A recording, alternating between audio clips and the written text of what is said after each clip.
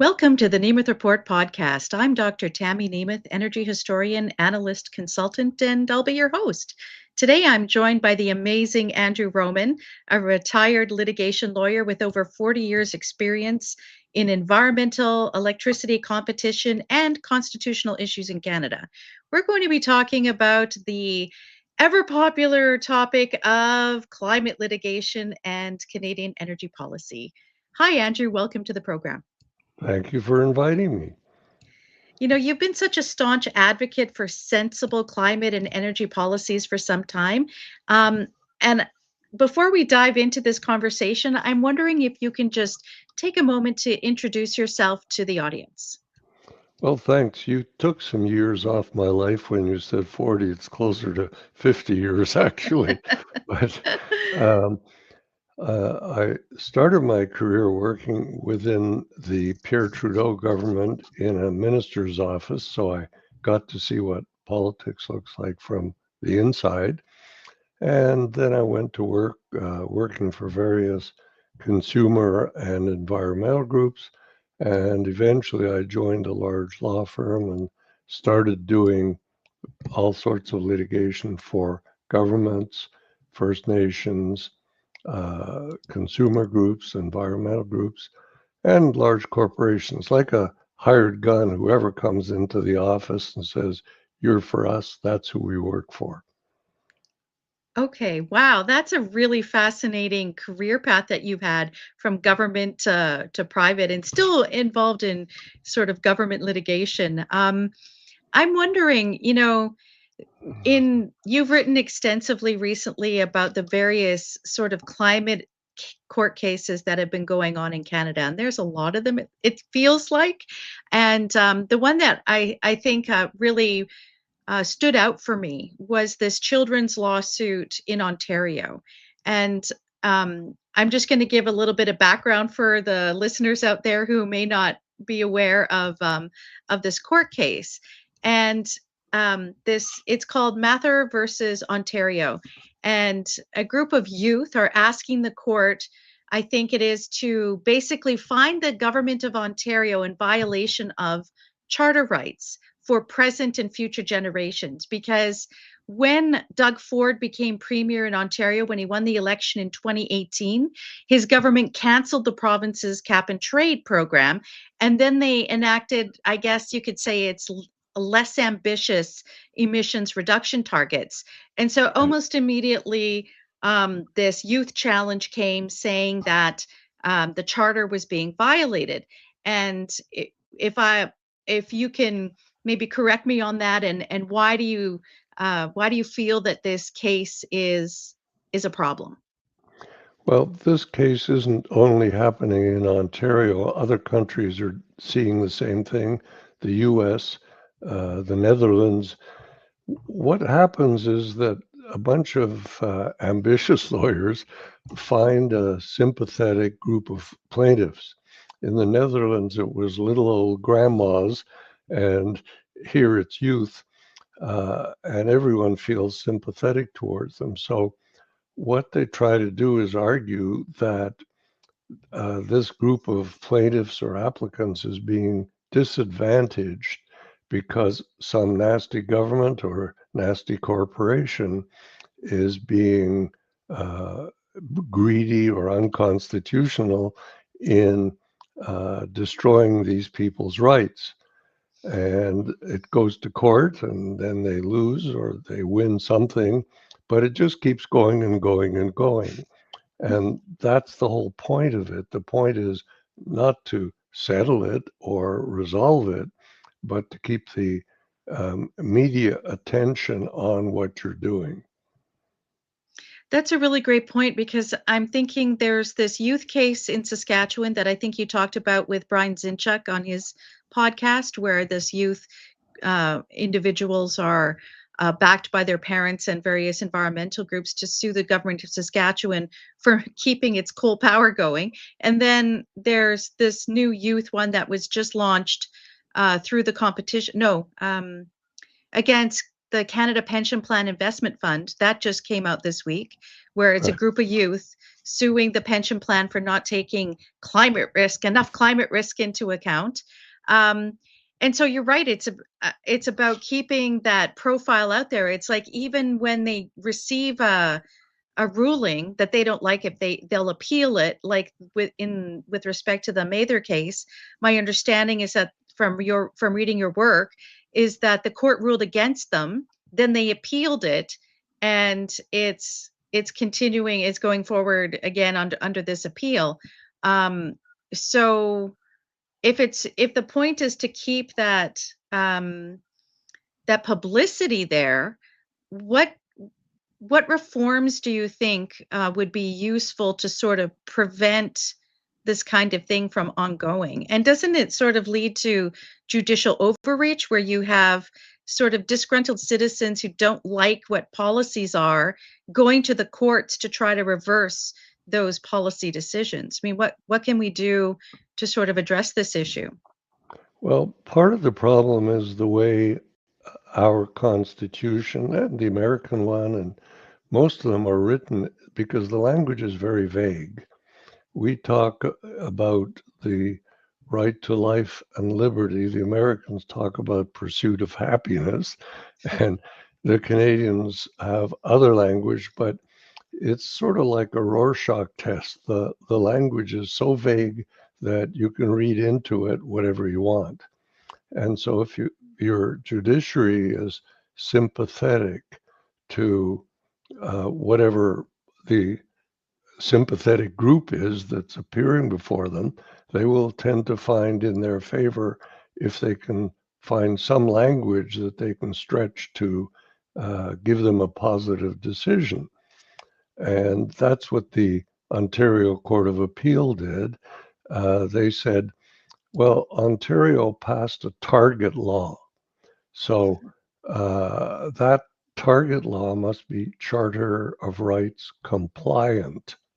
And what they meant by that was that it has to not violate your right to liberty or security of the person.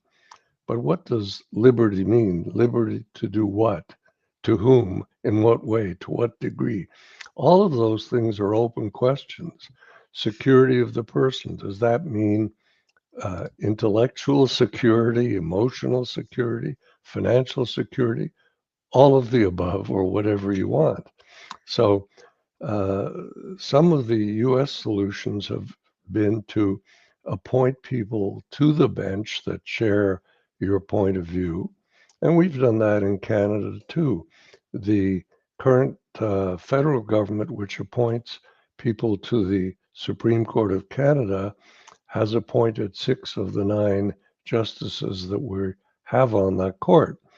Now, the judges don't have an obligation to be supportive of whoever appointed them, but the government won't appoint people that they see as having an opposing point of view. So that's a process that takes decades.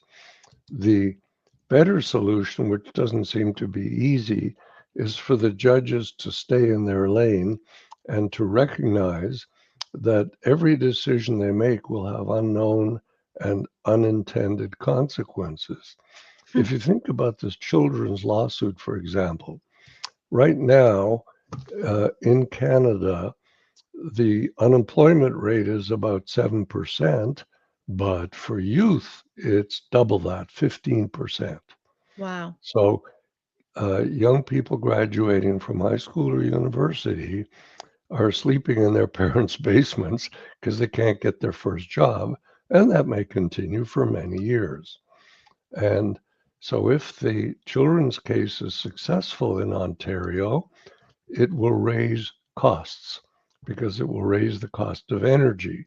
And the cost of energy becomes part of the cost of living, and that creates more youth unemployment. So here they are taking a case that sounds good, but, and maybe will make the kids who are involved in the case feel good, but it won't be good for young Canadians trying to get their first job. No kidding. That's shocking how high the youth unemployment rate is. Um, and And it's not getting better. and it's not getting better. Although there's lots of promises that with these new major projects that will be going on, that there's gonna be an increase in trade, um, trade occupations like welding and electricians and plumbers and all these different kinds of things. They Well, make this. maybe, but the people who get hired are the people who have experience. Yeah, exactly. Excuse me. I wanted to ask you, so in this children's case, Mather versus Ontario, um, what is their argument for how their charter rights are being present and future charter rights are being affected by this emissions policy? What's their fundamental argument there? The fundamental argument is that the Ontario government isn't fighting climate change adequately, and because they will be living longer than the old folks like me, their future is subject to uh, destruction through climate change. And that's why they're anxious, and their anxiety is uh, a type of security of the person that's being violated as well. So the fundamental assumption, though, is that the government of Ontario, by having a higher court mandated climate uh, emissions reduction target, will save these kids from climate change. And the assumption there is that the climate is local and it's caused by local CO2 emissions.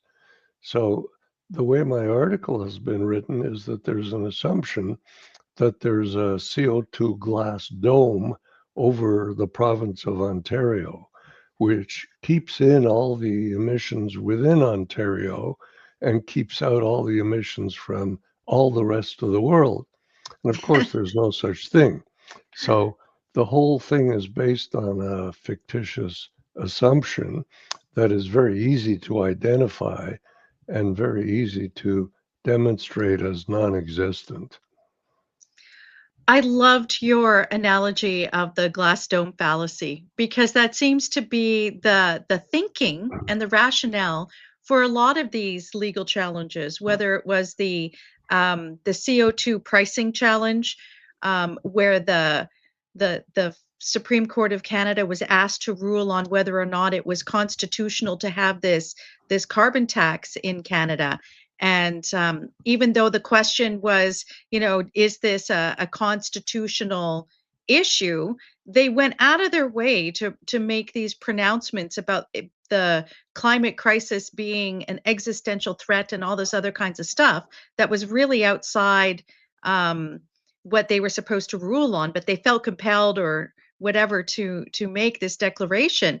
But fundamentally, in doing so, it was this glass dome fallacy that was embraced and promoted, and then that kind of feeds into um, how this is being used as a precedent for other rulings. That's really kind of scary that courts are making these kinds of decisions that that aren't necessarily, they're appointed, they're not elected representatives, and this seems to be a real issue for democracy. If legislators put forward legislation, someone's like, I don't like that, and then they take it to court, and then these unelected judges, depending on I don't know what, are making these decisions that are really outside of what was agreed upon by elected representatives. Well, I think part of the problem there is that the, excuse me, the uh, defendants, who are usually or often governments, are not really defending very effectively. Hmm. So I've wondered, and I mentioned this in my articles as well, is whether they're trying to lose because they don't want to make politically unpopular arguments like that climate change is not an existential crisis, it's a mild concern. But Um, the lawyers who are arguing these cases don't seem to be really trying very hard to win them. They don't call Ah, in good witnesses with evidence. They don't make the right arguments. And I don't know whether they are self censored or being instructed by their clients not to make certain arguments that are politically unpopular. But what I see is that the defendants aren't defending very well, and the plaintiffs are bringing in dozens of other environmental groups and indigenous groups and so on. So they gang up on the defendants. And the hmm. judges hear kind of 20 people saying one thing and one person saying the other, not very effectively. So it's not surprising that the judges are persuaded. That's an excellent point about the lawyers not really defending very well. And I think of like with the court challenges to Bill C-69 and even the provincial challenges to the Carbon Pricing Act. Um, it was like they just conceded the point that climate change is a really big problem and emissions are to blame for bad weather. And so if you're not even making the case that, this isn't really a problem, that there's trade-offs and that the courts aren't the best way to be looking at the sort of economic trade-offs that are required in a democratic society, then it just kind of leaves the playing field to those who make that stronger argument if they're backing off. That's really what what do you think is the solution to that? Why do you think that they're asked not to make that strong argument? Well, I think if you look at Ontario, Ontario has spent billions trying to generate battery plants. And many of those billions have come from Ottawa. So Ontario doesn't want to offend Ottawa by saying, Ottawa, your legislation is wrong. So Mm. they go along with it. They score own goals, or they take the goalie out and all the defensemen out, and the forwards just sit at the other end of the ice. So it's kind of elbows down and let the plaintiffs win. That's really disturbing to think that that's what's happening. And so they make technical arguments which sometimes get accepted and sometimes don't. But judges are not, in my experience, terribly persuaded by technical arguments. They want to get down to the merits of it. Um, Right. I remember when I was arguing a case in the Court of Appeal, and one of the judges, who was unusually honest at the time, said, Look, there's no such thing as a precedent. Any precedent I want to overcome, I can find a reason for. So tell me, why Mm. should your client win this case? And if you don't tell the judge that, you say, well, there's this technicality and there's this thing that Lord so and so said in 1800, you're going to lose. Well, that's fascinating that a judge would be honest and and say, "I can, you know, find a way around that." Very interesting. And Um, it's true, it's quite true. yeah. I wonder yeah, okay, I'm not gonna go into that. I had an Mhm. idea, but I'm not gonna go there. Um, so I'm gonna sort of segue a little bit into the Competition Act amendments, because this is really important with respect to how language is put out there. And you had mentioned before that quite often there's a real vagueness to the language. And for the listeners who aren't aware, last year, tucked away in a really big budget bill, the Liberal government put amendments to the Competition Act regarding greenwashing. And they've generated quite a lot of criticism because basically any statement a company makes regarding its net zero ambitions must be backed by a quantifiable, substantiated, and I quote, internationally recognized methodology. But what exactly is that? And the Competition Bureau said, yeah, we're not really sure, so we're not going to define it. We're going to wait for the first cases to come forward, and it will be defined through that, which I think is just appalling. Um, so, can you explain sort of what is that issue with the greenwashing provisions? Why is this a bad thing for Canadian businesses and the public? Well, there are two bad things. One is that internationally recognized method that you have to show doesn't exist. So you're supposed to prove something that doesn't exist. The other problem is the onus shifting because they shift the onus to you. So you're supposed to, if you're the business being sued, you're supposed to prove that what you said was true instead of the other side having to prove that what you said was a lie or untrue. And you're supposed to prove this by means of a method that doesn't exist. So what everyone's done is just removed everything off their website.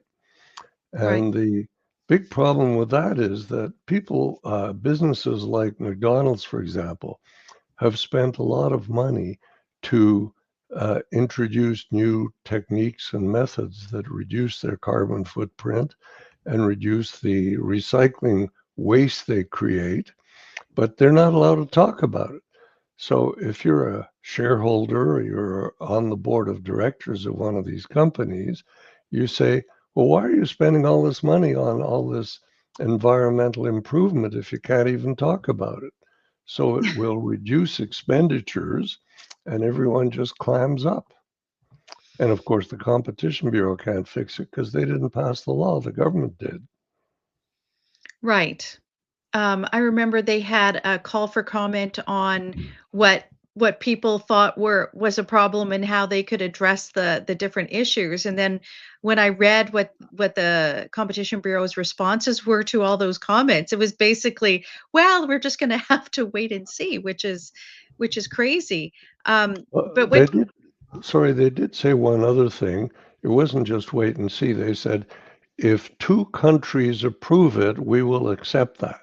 But no two ah, countries have done that. So it's still a vacant category. oh, that's interesting. Um, that this week or at the end of last week, Total Energies had been sued by Greenpeace, of course, and some other groups, saying that their net zero description on their website about the different things, their ambition, we're committed to going to net zero by 2050, so on and so forth, was greenwashing. And they won. Greenpeace won in a French court. And Total Energies issued a statement today saying that they disagree with the ruling, but they're not going to appeal. And what they've done on their website is they removed the specific sentences they were accused of greenwashing with, and then replaced them with actually this is what our emissions reduction has been. This is what we've done, and they backed it up with their data. So it'll be interesting to see if Greenpeace accepts that or if they sue again to challenge the methodology that Total Energies is using to provide that data that they claim is required to be making any sort of environmental claims. Yeah, I think the problem there is that, and a lot of companies have done this, and it's really silly of them. They have said, we are committed to net zero by, and they name a year. The Right. trouble is um, that you couldn't say that you're committed, but what are you actually doing? And so you're putting a big bullseye on your back and saying, fire an arrow at me, please, in court. If you're smart, the government of Ontario, to go back to the Mather case, they what they did that was dumb was they legislated their policy. And Hmm. then the court said, well, if you create legislation, it has to be charter compliant. But why didn't they just announce this is our target? We're going to try and do it, and we will have various policies. But as soon as they put it into a law, they then create a target. And there's no need for it. It's virtue signaling law that accomplishes nothing. And the same thing with Total Energy. Why do they need to proclaim that they're in favor of some policy which they then have to implement in a variety of ways which can be attacked? That's a really good point, but I think part of it is that companies are being pressured by governments to come out and make statements, or their board believes that somehow they have to demonstrate to the institutional investors that are saying you're not doing enough, and then they put it out there that actually we are doing something, we're working on whatever. But you're right, it's a trap. It's a slippery slope because once you make that statement, you're now compelled to create a transition plan.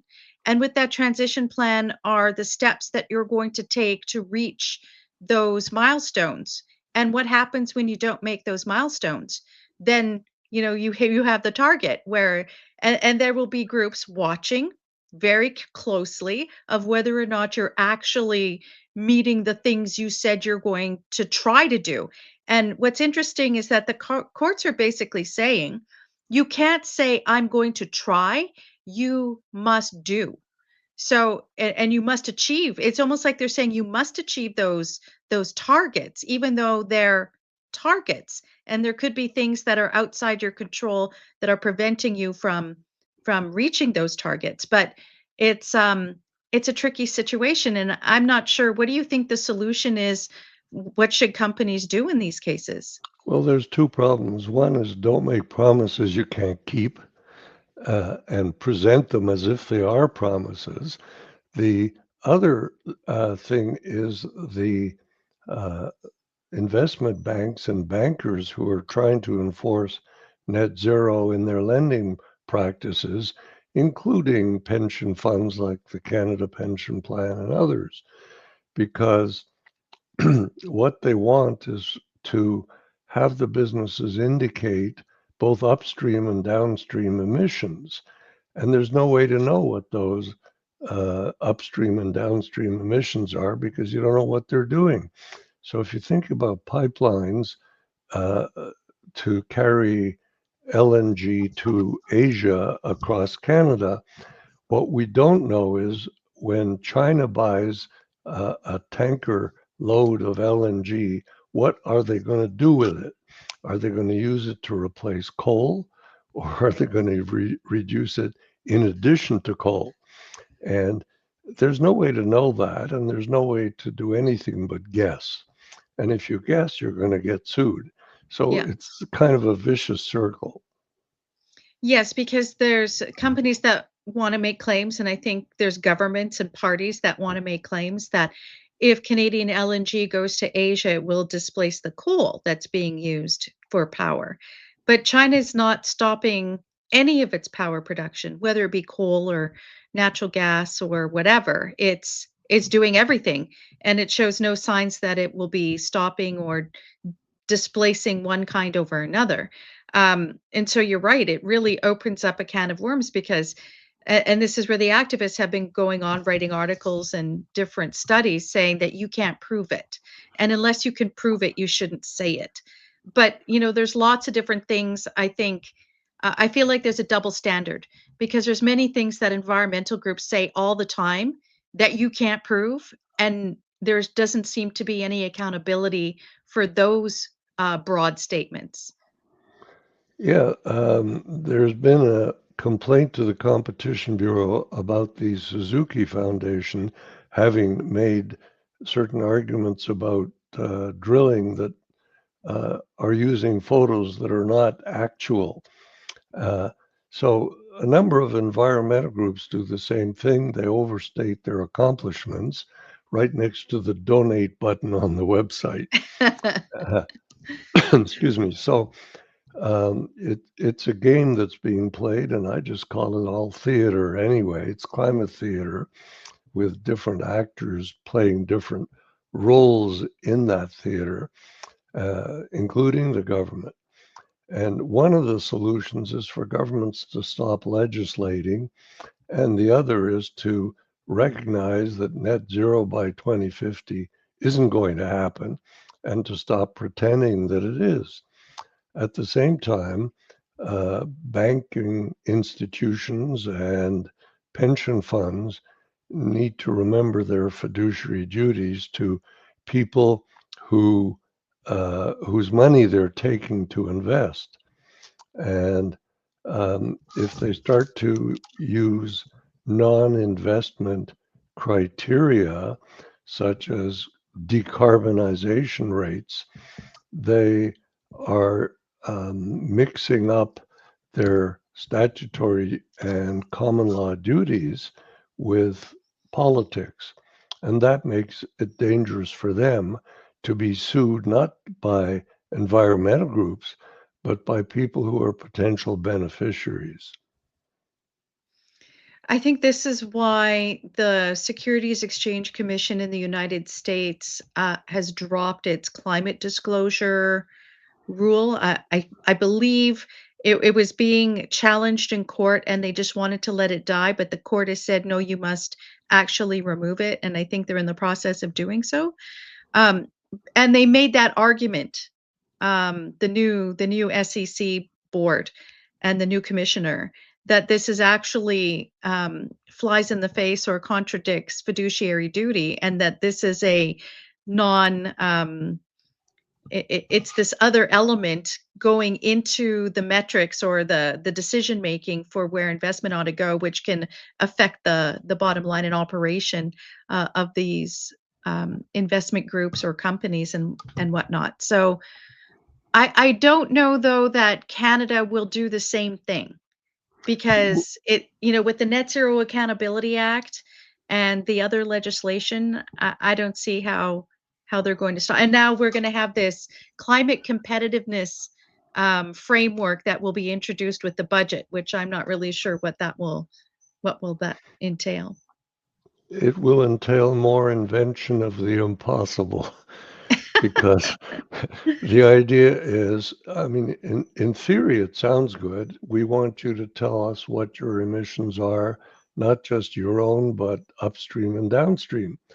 Yeah. But if there's no way to do that except imagination or modeling with no real data, just creating a model for the sake of it, then what you're doing is you're saying, thou shalt guess. And Hmm. that's not a good commandment. Well, what the other concern I have is that there's what they call attribution studies, and a lot of these studies use various modeling to make claims that um, this storm was caused by this amount of emissions, and we can track those emissions back to these companies, and therefore these companies are liable to be paying out jurisdictions for damages. And quite often, those attribution studies say in their little acknowledgments, I really hope this will be, I've done this study to help litigation, to give them evidence in court cases. And there was a panel meeting or a seminar at the Federalist Society about a week or 2 weeks ago, where they had one of the lead lawyers for one of these court cases out of Colorado that's suing various oil and gas companies for damages because of they're saying that the weather has made it. They had a really bad forest fire year, and the roads are getting worse because of bad weather, and therefore these companies owe damages. And so it's you can see in the United States that they're doing this kind of thing. I know that in British Columbia there is some environmental groups that were trying to get people together to do a class action lawsuit in British Columbia for the forest fires. I don't know what the progress of that has been. Maybe they're waiting to see what happens in the United States, what happens internationally with the International Court of Justice opinion, which came out in the summer. So can these international sort of cases can they have an impact on how the Canadian judiciary views these types of things? And do you see that cases will be brought in Canada using these kinds of foreign rulings? I do, and they have. In the Mather case that we discussed earlier, the first judge that was involved in the case said that she was persuaded by the reasoning in the Netherlands case involving the elderly ladies. Uh, and if you look at that reasoning, it's the same thing as the glass dome fallacy we discussed earlier, which is that emissions from the Netherlands are causing climate change in the Netherlands. So, in addition to what we discussed earlier, there's also the idea that um, climate change is caused by what happens, but by climate change, they really mean weather, not climate, and they confuse the two. So, if climate change is a minimum of a 30-year trend, and we talk about climate change since the Industrial Revolution, but there was climate change before 1850, and there's been climate change for billions of years through the whole history of the planet. Uh, and yet we, in litigation and in legislation, act as if climate was completely stable, like the Garden of Eden, until, as with Noah's Ark, we started to become evil. And then came the flood, which is climate change. And we brought this upon ourselves. And that's what the attribution studies do as well. They're a tool for litigators to say this rainfall here or this flood didn't occur because we didn't, as in Abbotsford, BC, because we didn't maintain the dikes, or in New Orleans or whatever. It's because somebody over here has a factory and that factory caused bad weather. Yeah, exactly. It's It's a myth. insane. It's It's a just myth. a story. Yeah, a good Yeah, story, but a story. which goes back to your point about it being theater. And then I wonder about, what's the end goal of all of this? So the claim is made that they want to save the earth and all this kind of thing.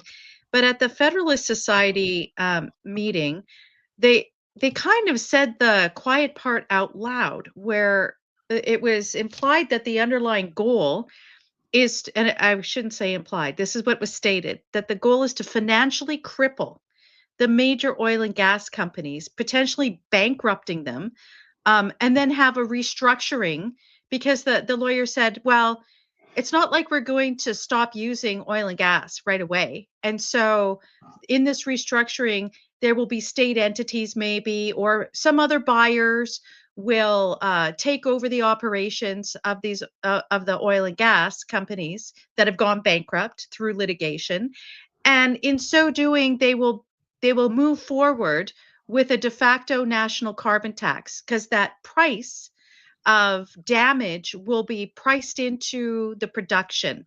And therefore, it will be funneled to cities and states for mitigation and adaptation as part of the reparations, um, for having caused all this damage.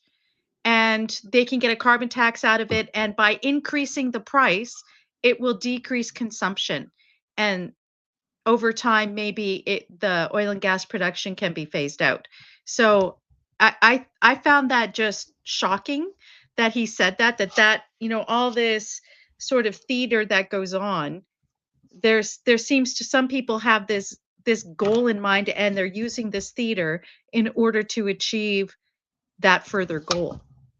That's been done in Canada already. We saw that with the Trans Mountain Pipeline expansion. There were something like 20 or 22 lawsuits. Only two of them succeeded and didn't succeed in changing the project.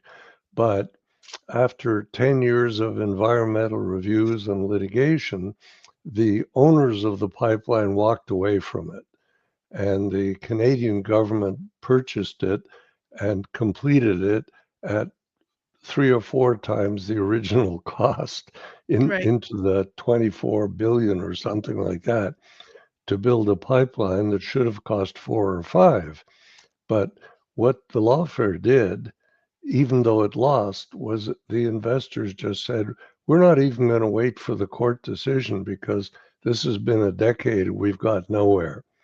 So now what's happened is it increased the price, as you said, of the pipeline, which will have to increase the fares that people who use the pipeline pay, and Yeah. that will be built into the cost of the energy they transmit through the pipeline. And it also means no more pipelines will be built. So Right. And it yeah. has the effect of a cost increase. Well, you were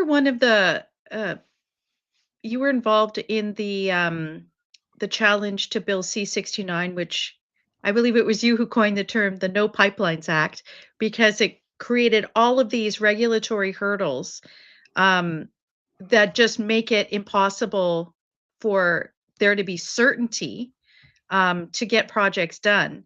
And then we have Bill C5 now, which is this major projects office, which seeks to basically short circuit all of the sort of regulatory things that slow everything down from Bill C-69. But the major projects office, in my view, and I'm sure you know more than I do, it's basically doing what was already in the Impact Assessment Act, the Bill C-69, because the cabinet makes the final decision.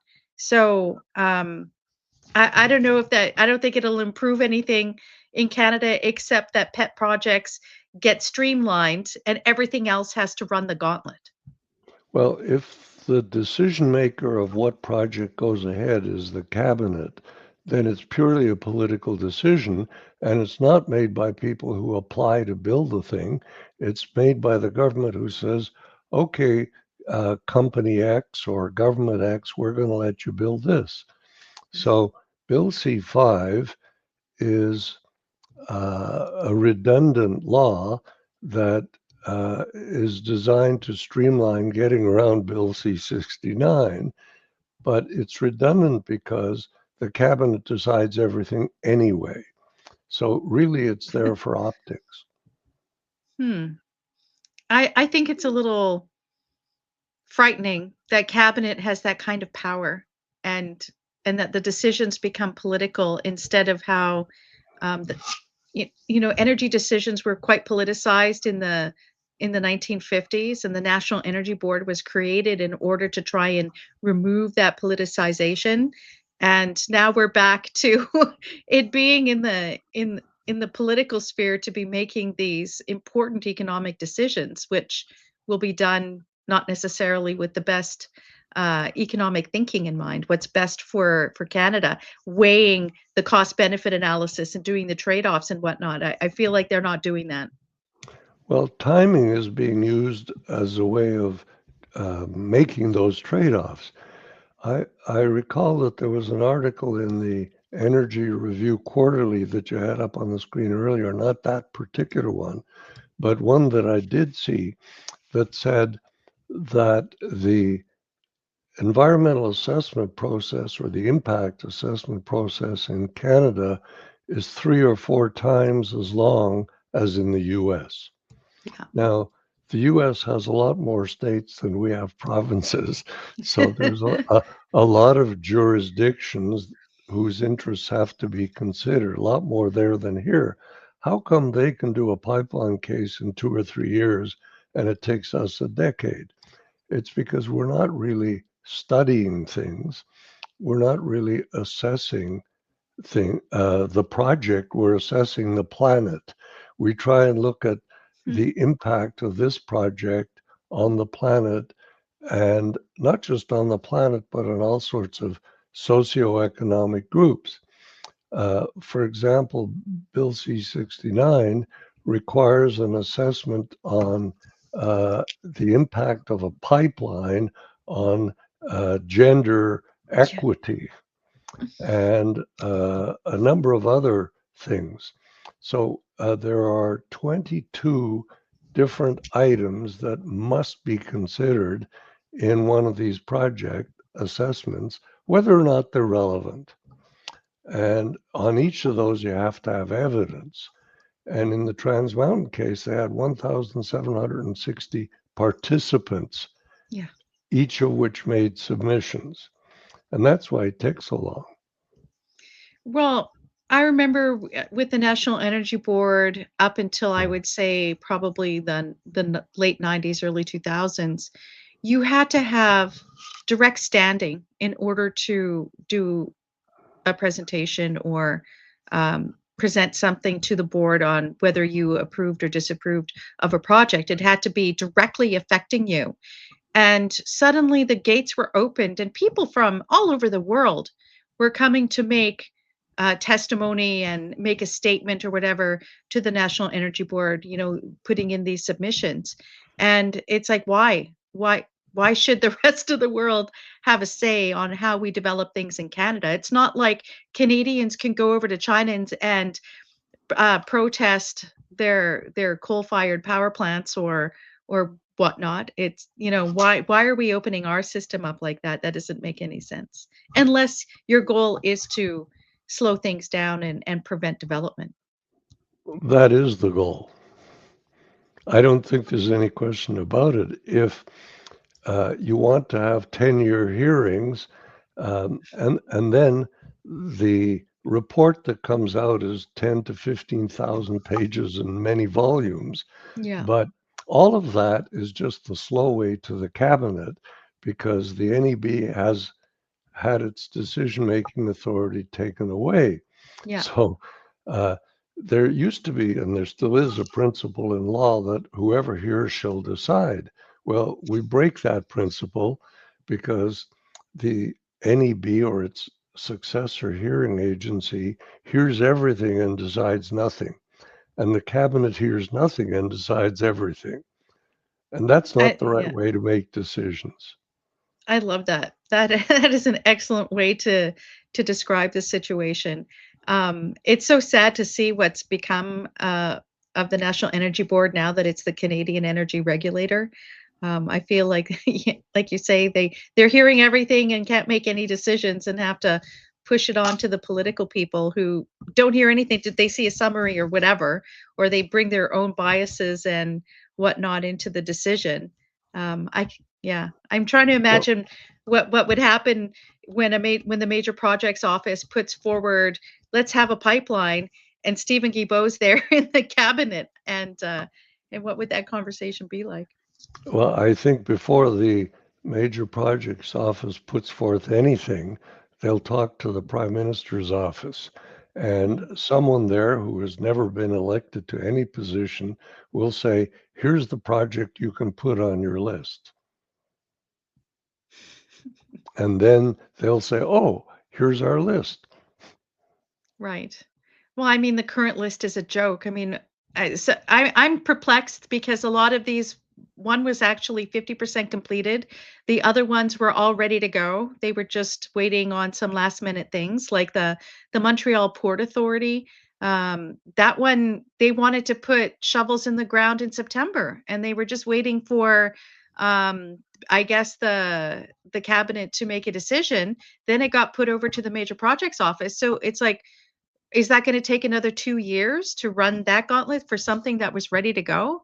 I don't know, it seems a bit odd. Well, once again, it's theater. It's we need to make an announcement. Let's announce something, and then we'll pretend that we created this project. It's Hmm, um, it's not licensing new projects. It's making announcements. That's the hmm. function of the office. Well, that's interesting. Yeah. At least that seems to be what the Carney government, the Liberal government has done since April, is just endless announcements, but nothing actually happening. So, yeah. Yeah, sooner or later something will have to happen. But what I see happening is that that will be the basis for a new election. It'll be we've got all these things all lined up now, and like the Ontario recent election, it'll be called prematurely, and it's give Hmm. me a mandate so I can carry out all these projects. Hmm. Interesting. I hope not. I don't think it's right for Canada to have to go back to an election just here it's a war of attrition, but just keep having an election until we get the outcome we want. It's almost like Quebec separation. It is, or Alberta separation coming up, or one of those. These are power plays, really. And what you want to do if you want to get elected or reelected is to give yourself a reason to demand a mandate. Hmm. Yeah. Well, I think we're coming close to the end here. Just to wrap up, if I could ask you to sort of look into the future, what do you think the future of litigation with all these different cases is going to be in Canada? Because there seems to be a sudden uptick in these climate cases going before courts. It really depends on what the defendants do. If they put forward a tepid defense, then the litigation is continuing and is going to continue because they're giving them an incentive, which is you keep winning, so we'll keep losing, and the game will keep being played. If they start pushing back properly and also pointing out to the judges, look, if, as in Mather, if you grant this, here's what's going to happen, and you don't know about it, but this is the mess you're going to create, then there will be a greater incentive for the judiciary to hold back and say, we should not be making decisions that are essentially political because we are unaccountable for those decisions. And unlike a legislature which can repeal a dumb law, if we create a dumb precedent, it'll stay there for 20, 30, 40 years, and no legislature can do anything about it. So I think the judges have to be told and start to recognize that there are limits to adjudication. And if you Hmm. exceed those limits, you destroy society slowly with 1,000 paper cuts. And if those are properly presented to the judges, I believe that they have enough wisdom that they will be able to say, you're right, we shouldn't decide this question. As tempting as it is to let the kids win or the grannies win, we're going to use a certain amount of self restraint. That's what has to happen. Do you think they're capable of that? They are if it's properly presented. I've argued those kinds of things and occasionally succeeded. So is it possible? I don't know how it works, but is it possible for a judge or a court to say, I don't want to hear that case? Can they do that? They can do it in two ways. They can say that's not a proper case, or yes, it's a proper case, but we're not going to decide it. The legal buzzword for it is justiciability. They will say it's not justiciable because it's not amenable to adjudication because the courts as an institution are not qualified to determine trade-offs. It's Hmm. like there's a think about a spider's web, and if you pull here or you pull there, it affects the whole web. But we can only see the one we're pulling. We can't see the whole web. So that's where the analogy is to what's justiciable and what's not. And what I've seen happening in the last 2 or 3 decades is that that concept has shrunk and Hmm. courts are moving into areas that previously would have been considered not justiciable. And I think they need to get back to basics and realize that, so, especially with things like climate change, where they can raise the cost of energy, which raises the cost of living, that uh, some sort of decision made on a Friday afternoon when feeling sympathetic to a bunch of kids can destroy not only that bunch of kids, but a lot of other kids and a lot of adults. Wow. Thank you so much for summing it up that way. I think that's really important for moving forward and how to understand these issues, which are incredibly important and influential. Um, where can people find you, Andrew? I have your blog up here. Is that on Substack or is that somewhere else? I also have a Substack. It's not called Andrew's Views. It's just my name with a Substack. And I've also written stuff for various uh, newspapers and other places. So Financial Post has carried some of them, National Post, Fraser Institute, McDonald Laurier. The Globe and Mail won't publish anything I write, but that's because their audience, they're focused on a particular audience, but Yeah. some other publications will. If people go to your Andrew's Views blog, do you have the links to your different newspaper articles and publications there? A fair number of them, yeah, not all of them, but some. Or if they just do a search for National Post, they'll find a fair number of them as well. Okay, that's awesome, and I highly recommend reading Andrew's work. It's amazing, really well thought out, and he's got such a great insight for what's happening in the legal climate lawfare situation in Canada. So, thank you so much, Andrew, for Thank taking you. the time to speak with me today. I really appreciate it. Thank you. I forgot to mention the C2C journal as well. I've got some longer pieces there. Right. I love the C2C journal. That's where I read your piece and the one that Jack Wright did about the carbon pricing rule. And there's always such really great stuff in the C2C journal. I don't think they get enough publicity, so I've just stuck it up here on the screen again. I'm going to put links to as many things as I can in the description. So people, if you're interested, there'll be links in the description where you can find Andrew's writings and some of the other publications related to this that we've talked about today anyway. So thank you again, Andrew. Thank you very much for having me.